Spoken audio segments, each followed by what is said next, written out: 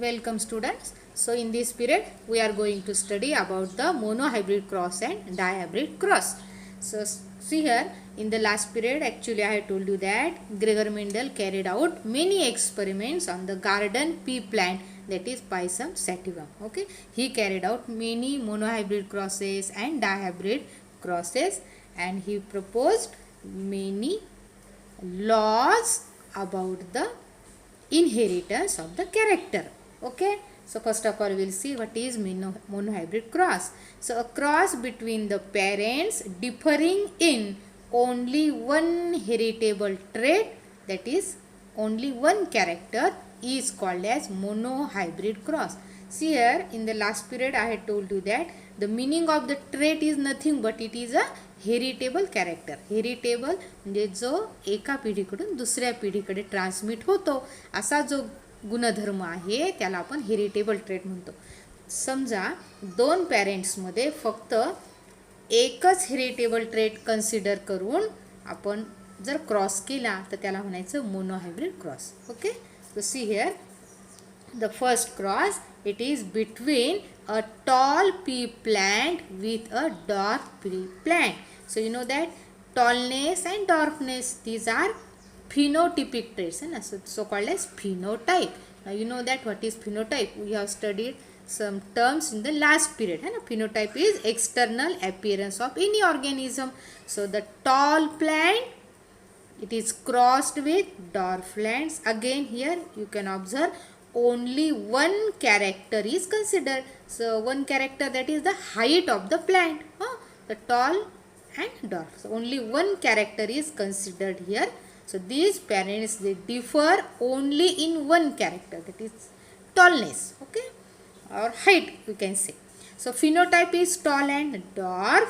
Now you know that the tall plant, it has, suppose the genotype here capital T and capital T, that is the dominant genes, dominant alleles are there. In the last period I have told you that the parents are always pure, parents are homozygous. So two alleles are the here, two genes, they are identical. Here also small t, that is these are the recessive genes. So recessive genes, they are also in homozygous condition, means both the parents they have similar or identical alleles or allelomorphs, so called as, these two parents are called as pure plants or homozygous plants. Now see here, what about the gametes? So see here, the genotype, no doubt it is always in a pair of gene, a pair of allele is there in the genotype. What happens, these two genes separate, these two genes separate during the process of gamete formation. So how the gametes are formed? See here, these two alleles separate from each other, that is the segregation of the gametes, and there is formation of the gamete having only one allele, that is T. So in this way here there is formation of two gametes, here capital T and capital T, but as both are identical, we will write only one. Okay, here also same condition is there, these two alleles, recessive alleles, separate from each other and there is formation of two gametes each having only one recessive gene, small t, but as both are identical we will write only one, it is a small t. Okay, now see here, you know that the process of fertilization, here suppose this is the male gamete. Okay, so male gamete fuses with female gamete, fertilization takes place and there is formation of F1 hybrid. So see here, capital T and small t. Now this is the genotype of the F1 hybrid. Now why it is called as F1 hybrid, you can see here, one gene is dominant, other gene is recessive, so it is called as hybrid. Now this generation is called as first filial generation. In the last period I had told you that this first filial generation, it is obtained after the parental cross. Okay, this is also called as F1 generation. So this capital T, small t, no doubt it is hybrid, but due to the presence of dominant gene, capital T suppress the small t, म्हणजे dominant gene suppress the expression of the recessive gene and hence the plant is tall. but it is not pure tall like this. It is not pure tall like that of the male parent, but it is hybrid tall having one dominant gene and one recessive gene. Clear, student? So this is about the F1 generation. Now you know that when the F1 generation is self-crossed, that is called as selfing. So by selfing of F1 we will get F2 generation. आता selfing काय आहे बघा, तुम्हाला माहिती आहे की plants मध्ये androecium male reproductive structure आहे आणि गायनोशियम फिमेल रिप्रोडक्टिव्ह स्ट्रक्चर आहे. तर या ठिकाणी समजा एक प्लांट आहे ज्याचा एंड्रोशियम आपण वापरला की नाही त्याला आपण मेल प्लांट म्हणू शकतो आणि ज्याचा गायनोशियम वापरला त्याला फिमेल प्लांट म्हणू शकतो. आता इथे त्यांनी काय केलेलं आहे, हा जो हायब्रिड तयार झाला ना याच हायब्रिडमध्ये सेल्फिंग केले, म्हणजे त्याच हायब्रिडचा एंड्रोशियम आणि त्याचाच गायनोशियम वापरला म्हणून त्याला सेल्फिंग म्हटलेलं आहे. लक्षात तुम्हाला? म्हणून हा जो हायब्रिडचा जिनोटाईप आहे हाच आपण दोन्हीकडे लिहिलेला आहे, tall cross with tall. Hybrid condition इथं दोन्हीकडे सेम आहे. तर हा जो आहे हा F1 हायब्रिड आहे. So F1 cross with F1 असं लक्षात ठेवा. F1 cross with F1 that is called as selfing. This is the genotype. Now again gametes formation. So these two genes separate from each other, formation of two gametes. These two genes or alleles also separate from each other. There is formation of a dominant allele and small allele. So two gametes are formed. Now see here, in the last period I had told you about checkerboard. Do you remember that? Punnett square method or checkerboard. So this is the diagrammatic representation. This is the diagrammatic representation of the next generation or the next progeny. This such type of representation is called as Punnett square method, or it is also called as checkerboard method. Okay. So second filial generation, it is called as now the F2 generation, because after crossing F1 we will get the F2 generation. So see here, male gametes here, these two are male gametes. Okay. Now female gametes, they are written here in these blocks, female gametes. Now you know that process of fertilization, that is male gamete fuses with female gamete. आता बघा ह्या दोन गॅमेट्सची आपल्याला fusion दाखवायचं, बेरीज करायची, मी इथं लिहायचं. लक्षात आलं तुम्हाला? So see here, this dominant capital T fuses with this female gamete. There is formation of genotype capital T. नंतर आहे हा स्मॉल टी आणि हा कॅपिटल टी, ह्या दोघांची बेरीज इथं लिहायची. आणि लक्षात ठेवायचं कॅपिटल नेहमी आधी लिहितात, म्हणून आधी हा कॅपिटल टी लिहिला आपण आणि मग हा स्मॉल लिहिला. नंतर हा जीन आणि हा जीन, ह्या दोघांची बेरीज इथं लिहिली आपण, कॅपिटल टी स्मॉल टी. आणि शेवटी हा जीन, हा मेल गॅमेट आणि हा मेल गॅमेट, याचं फ्युजन इथं दाखवलेलं आहे आपण, स्मॉल टी.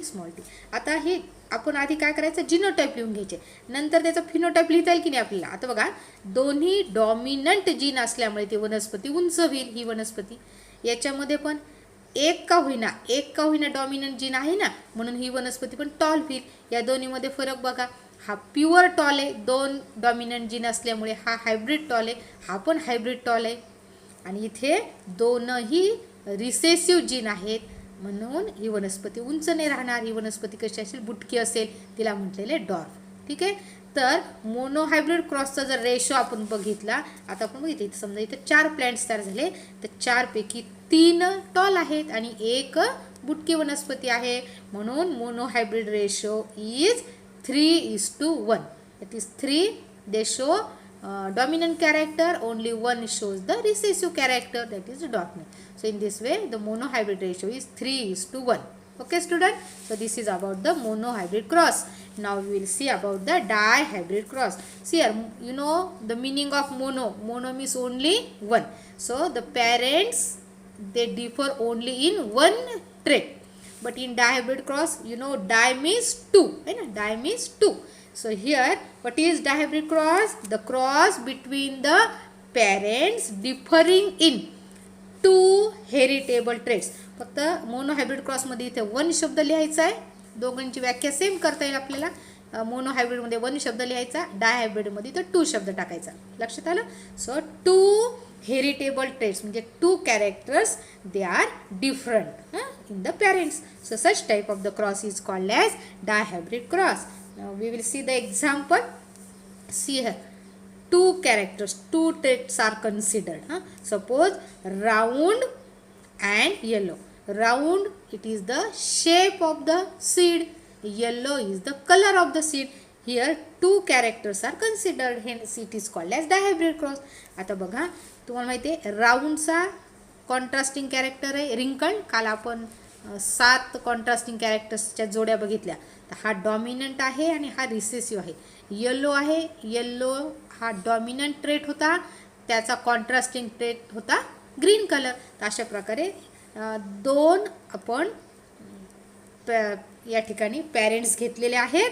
दोन्ही पण प्युअर आहेत, होमोझायगस आहेत, पण एकामध्ये दोन्हीही गुणधर्म डॉमिनंट आहेत आणि दुसऱ्या पॅरेंटमध्ये दोन्ही गुणधर्म कसे आहेत, रिसेसिव्ह आहे. बरोबर आहे. आता बघा, हा फिनोटाईप मी सांगितला. राऊंड येल्लो हा काय झाला, फिनोटाईप आहे. जे डोळ्याने दिसतं की नाही त्याला म्हणायचं फिनोटाईप. आणि हे जे दिसणं आहे, हा जो एक्सप्रेशन आहे, हा कोणत्या जीनमुळे आहे, त्या जेनेटिक मेकअपला किंवा जेनेटिक कॉन्स्टिट्यूशनला म्हणतात genotype. Actually in the last period we have studied these terms. Okay, so genotype, that is the genetic makeup. आता हा जो प्लांट आहे ज्याला राऊंड आणि येलो सीड्स येतात, त्या वनस्पतीचा जिनोटाईप काय आहे, capital R for round shape of the seed, capital Y for the yellow colour of the seed. लक्षात आलं. आता इथे हा एका गुणधर्मासाठी आहे जिनोटाईप आणि हा दुसरा. त्याच्याच विरुद्ध इकडं रिंकल्डमध्ये स्मॉल आर रिसेसिव्ह कंडिशन आहे. ग्रीन ही सुद्धा रिसेसिव्ह कंडिशन आहे. आता इथे कॅपिटल वाय येलोसाठी घेतला ना, त्याच वायचा छोटा वाय आपण घेतो त्याच्या कॉन्ट्रास्टिंग कॅरेक्टरसाठी. ग्रीनसाठी इथं जीने घ्यायचा. इथं जो अल्फाबेट घेतला ना आपण त्याचाच छोटा अल्फाबेट इथं लिहायचा असतो. हे झाले जिनोटाईप. पुढची स्टेप काय असते, गॅमेट्स. या स्टेप्स लक्षातच ठेवायच्या. पहिली स्टेप आहे फिनोटाईप, दुसरी स्टेप जिनोटाईप, तिसरी स्टेप गॅमेट फॉर्मेशन आणि नंतर ते जे असेल ते जनरेशन. ओके. आता बघा, या ठिकाणी गॅमेट्स कसे तयार करायचे लक्षात ठेवा. नेहमी लक्षात ठेवा, पॅरेंट्सचा जो जिनोटाईप असतो की नाही त्याच्या निम्मे जीन्स इथे येतात. वरती आपण बघितलं की नाही मोनोहायब्रिड क्रॉसमध्ये की पॅरेंट्समध्ये 2 जीन होते, तर गॅमेट्समध्ये एकच आलेला आहे की नाही.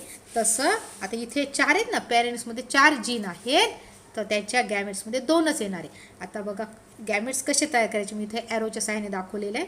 आता हा पहिला आर घेतला की नाही आपण, हा पहिला आर या वाय बरोबर गेला तर असा हा आर आणि वाय तयार होईल की नाही. हा आर पुन्हा या वाय बरोबर गेला तरी असाच आर आणि वाय तयार होईल. हा आर या वाय बरोबर तिसरा गॅमेट, हा आर या वाय बरोबर 4 गॅमेट्स. आता 4ही गॅमेट्स सेम होतात ना, मग त्याच्यापैकी एकच आपण लिहिणार आहे सिम्बॉलिक. एक कॅपिटल आर कॅपिटल वाय. तसंच इथे हा स्मॉल आर स्मॉल वाय बरोबर एक झाला, हा स्मॉल आर ह्या स्मॉल वाय बरोबर दुसरा. आता हा स्मॉल आर या स्मॉल वाय बरोबर तिसरा, हा स्मॉल आर या वाय बरोबर 4. हे 4 गॅमेट्स तयार होतील. 4ही गॅमेट्स सेम आहेत, आयडेंटिकल आहेत, म्हणून आपण एकच लिहिला. लक्षात आलं तुम्हाला. तर समजा आता याला आपण मेल गॅमेट म्हटलं तर याला काय म्हणणार, female gamete. So mail gamete फ्युजेस with female gamete and there is formation of now F1 hybrid. नेहमी लक्षात ठेवायचं, पॅरेंट्स प्युअर असतात. पॅरेंटच्या जनरेशनची नंतर पुढची पिढी ती F1 जनरेशन असते आणि तिथं हायब्रिड तयार होतो आणि हा हायब्रिड आहे F1 हायब्रिड. आता ही पिढी आहे F1 म्हणजे फर्स्ट फिलियल जनरेशन. ठीक आहे. आता हा झाला जिनोटाईप. जीन्स दाखवतात तो जिनोटाईप. आता याच्यावरून आपण फिनोटाईप लिहू शकतो की नाही. आता बघा, कॅपिटल आर स्मॉल आर. एक जरी कॅपिटल आर आहे म्हणजे एक जरी डॉमिनंट जीन असेल तर डॉमिनंट गुणधर्म दिसतो वनस्पतीमध्ये. कॅपिटल आर कशासाठी आहे, round shape of the seed, म्हणून इथं राऊंड ट्रेट आलेला आहे. आणि एक जरी कॅपिटल वाय असला तरी येलो कलर होईल सीडमध्ये, म्हणून येलो आलेलं आहे. म्हणून पुढच्या पिढीमधल्या झाडाला कशा बिया येतील, राऊंड येलो सीड्स. आलं एक लक्ष तुम्हाला. तर अशा प्रकारे हा F1 हायब्रिड तयार झालेला आहे. आता आपण बघू की याचा F1चं सेल्फिंग केल्यावर F2 जनरेशन काय भेटेल आपल्याला. ठीक आहे. या ठिकाणी बघा सेल्फिंग आहे, मी सेल्फिंग तुम्हाला सांगितलं म्हणजे जो F1 हायब्रिड तयार झाला की नाही त्याच्याच अँड्रोशियम गायनोशियम वापरून सेल्फिंग केलेलं आहे. तर हा F1 हायब्रिडचा आपण काय दिला इथं, फिनोटाईप राऊंड येलो सीड्स.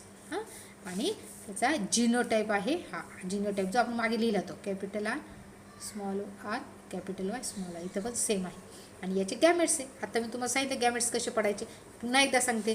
काय करणार, हा कॅपिटल आर कॅपिटल वाय बरोबर घ्यायचा, एकदा आला इथे. आता हा कॅपिटल आर ह्या वाय बरोबर घ्यायचा, हा इथे आला. नंतर हा स्मॉल आर कॅपिटल वाय बरोबर घ्यायचा, हा इथे आला.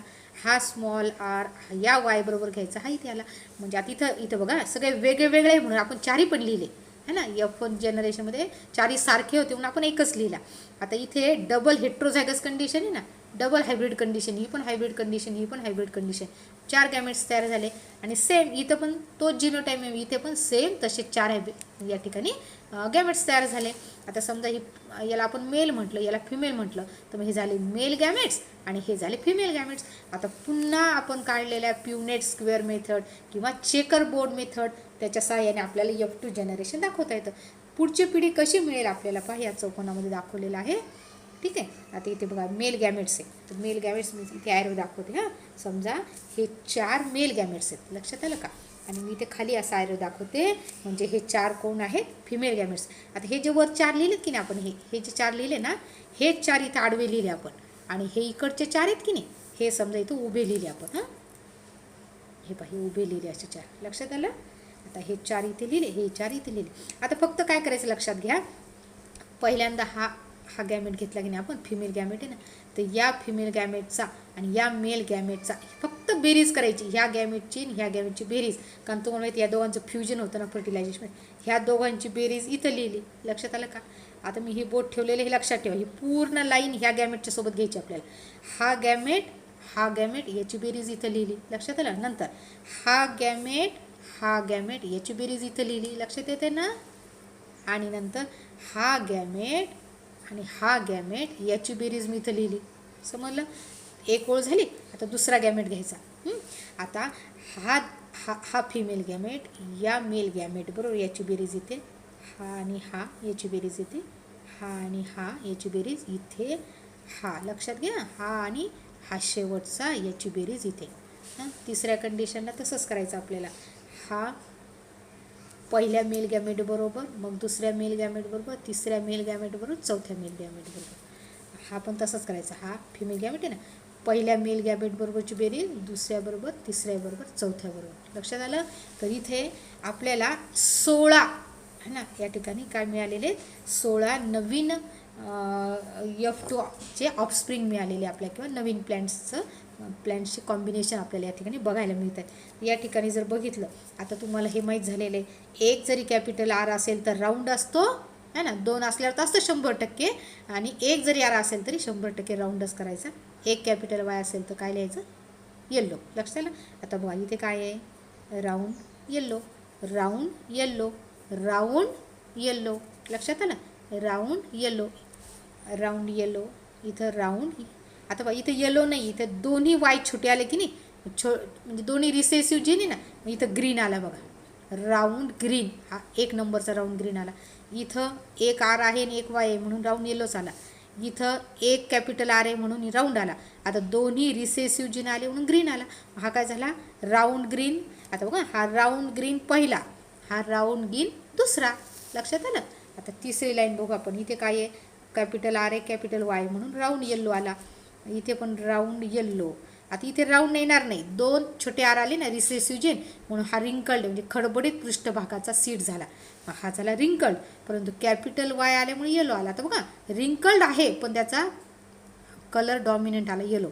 इथं पण कॅपिटल आर नाही आहे म्हणून हा राऊंड नाही होणार, हा झाला रिंकल्ड. आणि कॅपिटल वाय एक का होत नाही आहे म्हणून याचा कलर झाला येलो. शेवटच्या याच्यात बघा, कॅपिटल आर आहे कॅपिटल वाय आहे म्हणून राऊंड येलो झाला, कॅपिटल आर आहे म्हणून राऊंड झाला. इथं कॅपिटल वाय नाही आहे म्हणून तो ग्रीन झाला, येलो नाही झाला. इथं दोन्ही पण छोटे आर आहेत, छोट्या रिसेसिव्ह जीन आहे म्हणून रिंकल्ड झाला. एक कॅपिटल वाय आहे म्हणून येलो झाला. इथं जर बघितलं तिथं दोन्हीकडे डबल हायब्रिड रिसेसिव्ह कंडिशन आहे, छोटा आर म्हणून रिंकल्ड झाला, छोटा वाय म्हणजे रिसेसिव्ह कंडिशन म्हणून ग्रीन झाला. ठीक आहे. आता हे जर सगळे मोजले आपण ना, तर बघा आपल्याला हा रेशो भेटतो, डायहायब्रिड रेशो आहे 9:3:3:1. तर 9 जे आहे ना म्हणजे ही डबल डॉमिनंट कंडिशन आणि 1 आहे डबल रिसेसिव्ह कंडिशन, आणि हे मधले 3 आहे ना, तर इथं मिक्सिंग आहे, म्हणजे एक कॅरेक्टर डॉमिनंट आणि एक कॅरेक्टर रिसेसिव्ह. इथे पण एक कॅरेक्टर डॉमिनंट एक कॅरेक्टर रिसेसिव्ह असं कॉम्बिनेशन झालेलं आहे. आपण मोजू इथे बघा. आता राऊंड येलो 1 2 3 4 5 6 7 8 आणि 9 म्हणून राऊंड येलो आपण 9 लिहिले. आता राऊंड ग्रीन बघू आपण. हे बघा, राऊंड ग्रीन 1, राऊंड ग्रीन 2 आणि राऊंड ग्रीन 3. हे किती झाले? 3. आता रिंकल्ड येलो बघू आपण. बघा रिंकल्ड, हे बघा रिंकल्ड येलो 1, रिंकल्ड येलो 2 आणि इथे रिंकल्ड येलो 3 म्हणून हे झाले 3. आणि हा जर बघितलं की नाही, रिंकल्ड ग्रीन एकच आहे पूर्ण ह्या 16 मध्ये. रिंकल्ड ग्रीन एकच आहे म्हणून हा एक आहे. म्हणजे इथं ह्या दोन्ही कंडिशन कशा आहेत? रिसेसिव्ह आहेत आणि ह्या दोन्ही कंडिशन कशा आहेत? डॉमिनंट आहेत. लक्षात आलं तुम्हाला?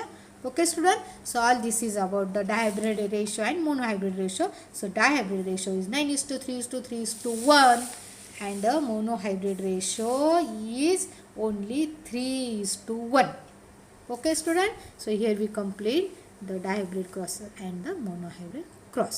In the next period we will study about the laws of inheritance proposed by the Gregor Mendel. Okay, till then goodbye.